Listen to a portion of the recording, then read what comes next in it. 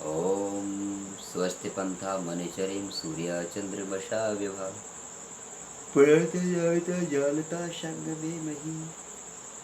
ओम शांति इति। आज हम इस वीडियो में बताने वाले हैं कि अमेरिका के विद्वान मार्क ट्वेन ने कहा है कि भारत सबसे 1000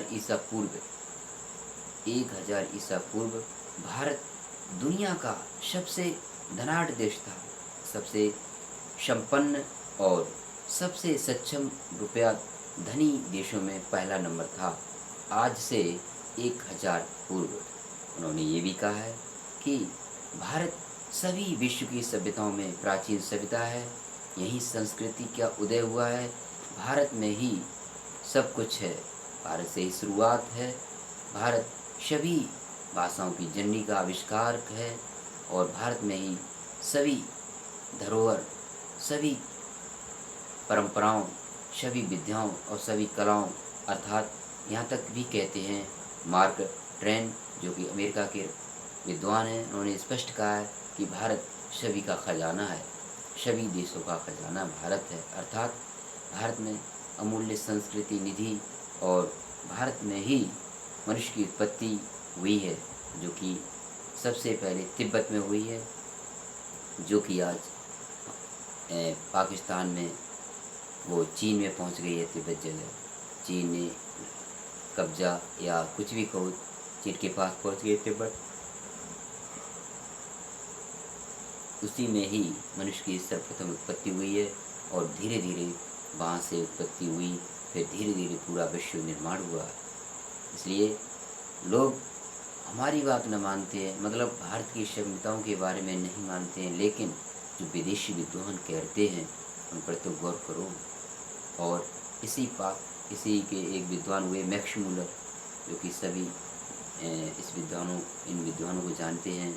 मैक्स मूलर प्रकांड विद्वान हुए, उन्होंने भी सबसे पहले मनुष्य की उत्पत्ति भारत में जो पहले तिब्बत थी उसी जगह में हुई है, जो कि आज चीन के पास पहुंच गई है।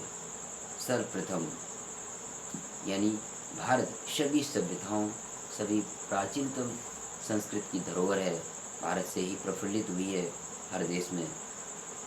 भारत एक प्रश्न उठता है कि जब भारत में ही सभी देशों मतलब मनुष्य की प्रथम उत्पत्ति हुई तो अन्य देश कैसे बने।